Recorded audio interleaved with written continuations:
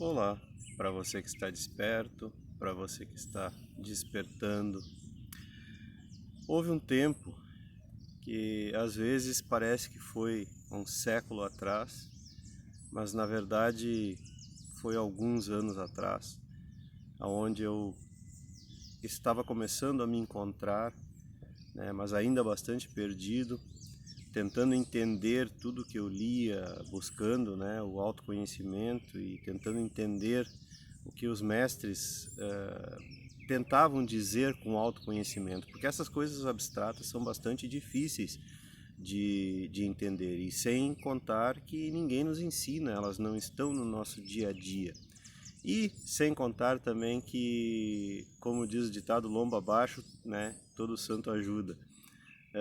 E quando é uma coisa mais filosófica, né, espiritual, mística, sempre é mais difícil. Lomba acima sempre é mais difícil, o esforço é muito maior, né?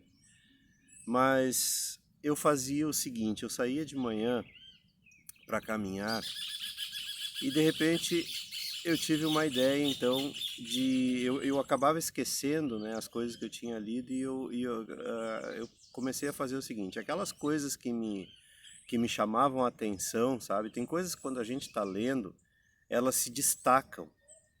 E essas coisas que se destacavam eu anotava, mas não foram tantas coisas assim, foram no máximo meia dúzia de textos, né, de alguns autores como Osho, como Eckhart Tolle, como Neil Donald Walsh, né, do Conversando com Deus, as Cartas de Cristo. Eu anotava esses trechos que se destacavam, então eu ia caminhando, enquanto eu caminhava eu tentava memorizar. E quando eu me esquecia, eu carregava no bolso, até eu tenho um aqui, como vocês podem ver, né? Ele já está sujinho, já está surrado, mas eu guardei ele como um talismã para me lembrar sempre, né, desse tempo.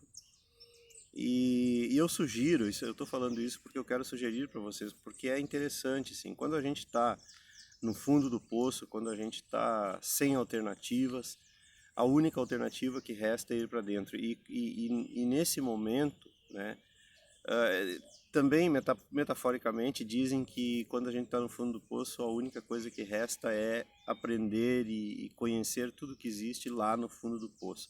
E foi mais ou menos isso que eu fiz. Então eu levei muito a sério, porque eu pensei assim, é minha última alternativa, tentar entender tudo isso que acontece na minha vida, por que minha vida é assim, por que minha vida é assado, e eu levei isso muito a sério. Então, como eu não conseguia lembrar, eu esquecia daquilo que eu tinha lido, eu comecei a levar junto. Então, cada vez que eu tentava lembrar uma palavra, por exemplo, eu puxava o papelzinho do bolso e lia de novo.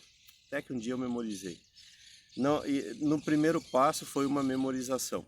Só que essa memorização me trouxe uma facilidade depois para lembrar, quando eu precisava realmente lembrar, quando o bicho pegava, digamos assim, eu acabava buscando, né, na minha memória lembrar aquilo que, por exemplo, nesse trecho aqui, Osho dizia. E eu sei que muita gente tem dificuldade disso, de entender isso, né? Assim como muita gente tem dificuldade de entender o ego, né? Hoje para mim isso é uma coisa básica, ainda bem, felizmente, né? Que eu consegui assimilar. Primeiro eu memorizei, depois eu assimilei, com o tempo eu fui assimilando, pela persistência, é claro. Então, Osho dizia o seguinte, eu não entendia isso, eu confesso para vocês, eu lia e eu não conseguia entender o que ele estava dizendo, que é o seguinte, quando você tiver limpado todo o conteúdo, pensamentos, desejos, memórias, projeções, esperanças. Quando você houver ido pela primeira vez, você encontra a si mesmo, porque você não é nada senão puro espaço. Este espaço virgem dentro de você, sem qualquer carga, esta consciência sem conteúdo, é o que você é. Vendo isso, realizando isso, você torna-se livre. Você é liberdade, você é alegria, você é êxtase. Então a primeira coisa que ele dizia era para limpar todo o conteúdo. E eu pensava, mas que conteúdo, do que ele está falando? Gente, parece mentira que até pouquinho tempo atrás, poucos anos atrás, eu não conseguia absorver esse tipo de coisa. E hoje eu entendo claramente, o conteúdo é o ego, o conteúdo são os pensamentos condicionados que a gente tem, são os sentimentos, as emoções condicionadas, são os traumas. Eu não entendia isso. Então ele falava, para eu entender melhor, né, ele dizia, quando você tiver limpado todo o conteúdo, pensamentos, ele começava dizendo pensamentos no texto. E eu pensava, mas e os pensamentos bons e as boas lembranças que a gente tem da família e blá blá blá? E eu vou dizer uma coisa para vocês, quando eu compreendi de tanto estar saturado dos pensamentos, de tanto estar saturado das emoções e sentimentos, saturado da mente, saturado do ego, quando eu compreendi realmente a importância disso, eu me tornei de certa forma radical comigo mesmo. Eu vou dizer uma coisa para vocês, não tem como não ser radical se você quer realmente fazer uma revolução dentro de si mesmo. É necessário sim o radicalismo, mas o radicalismo somente consigo mesmo, não é com as outras pessoas, não é com o mundo exterior. Então eu realmente me tornei radical. Eu comecei a barrar todos os pensamentos que chegavam até mim. Tinha acontecido uma confusão que eu até descrevi já em alguns vídeos algumas vezes. Eu perdi tudo e perdi família também nesse processo, perdi por afastamento, né? A minha família, meus amigos, todo mundo se afastou de mim, eu me vi sozinho, sem eira nem beira, como se diz. E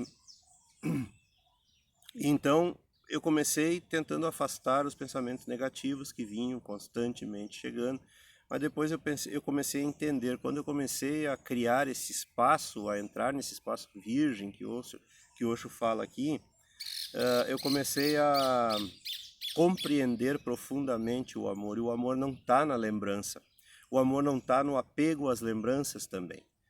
O amor, ele está ali. O amor não vai embora. As coisas boas não vão embora só porque você não pensa nelas com frequência. Eu comecei a entender isso, então eu comecei a barrar todos os pensamentos radicalmente. Eu sempre brinco com quem eu converso, eu dizia não. Quando o pensamento chegava, eu dizia não te quero. Não te quero, não te quero e não te quero. E ele não tinha mais entrado, então radicalmente. Até que depois isso começou a se tornar natural. O radicalismo foi desnecessário com o tempo. E quando ele falava dos desejos, né, eu não entendia direito o que era o desejo, porque a gente tem uma noção de que desejo seja uma coisa sexual, sempre se leva para esse lado, né? E eu custei entender que o desejo afinal, é tudo o que a gente quer, é o querer, é tudo que a gente gosta, né? Ou desgosta também, né? E eu comecei a eliminar os desejos, primeiro identificar, é muito importante também a gente ter esse tipo de noção. Primeiro eu comecei a identificar os desejos, e depois de identificá-los, então eu comecei a dizer não, obrigado, não quero, agora não quero, como se você estivesse recusando algo de alguém fisicamente, de outra pessoa. Não quero. E as memórias, então, né, também, que eu já falei, as projeções que são as nossas ansiedades, né, que é a gente projetar para o futuro ou projetar nas outras pessoas. Eu comecei a observar o que eu projetava nas outras pessoas e comecei a observar o que eu projetava no futuro também, aquela coisa. Por isso ele fala logo em seguida também projeções e esperanças, né, expectativas. A gente está sempre flutuando nessa coisa da mente. Então, o futuro ele não existe, então não tem por que a gente pensar no futuro. Como vai ser minha vida daqui a um ano, eu realmente não tenho como saber.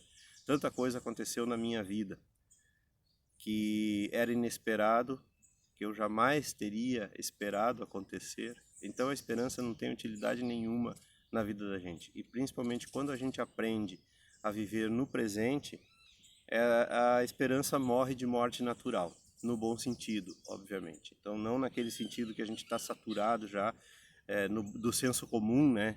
A esperança é a última que morre, a gente não pode perder a esperança. O que a gente não pode perder é o ser. O que a gente não pode perder é a essência. O que a gente não pode perder é a presença. O que a gente não pode perder é a consciência. Quando a gente ganha tudo isso, a esperança morre de morte natural, porque você está presente, tudo que você recebe, você se torna grato naturalmente. Então a esperança não tem lugar na gratidão. Ou você é grato, ou você tem esperança. E quando você entende que todo momento que você vive foi escolha sua, você escolheu, você passa a viver cada momento, aceitar cada momento como uma escolha sua, a esperança não tem mais sentido. E tudo isso eu comecei a entender a partir desse textinho tão pequenininho, que está tão surrado. Eu sou gaúcho, né? Então derramei já a erva mate em cima do chimarrão, mas ainda assim eu aceito ele como ele está e vou guardar ele até enquanto ele durar, eu vou guardar comigo. Espero que essa dica tenha servido para vocês também. Leve muito a sério o autoconhecimento, isso não é brincadeira não. E era isso. Se você gostou, curta e se inscreva no canal. Não esqueça de ativar aí o sininho para receber as notificações e as novidades diárias. Contribuir com o canal, a sua contribuição financeira de qualquer valor tem sido muito importante para a manutenção do projeto Ouroboro como um todo. O número da conta é sempre deixado logo aí abaixo. E compartilhar e divulgar os vídeos com seus amigos, com aqueles que você gosta. Um grande abraço e até a próxima.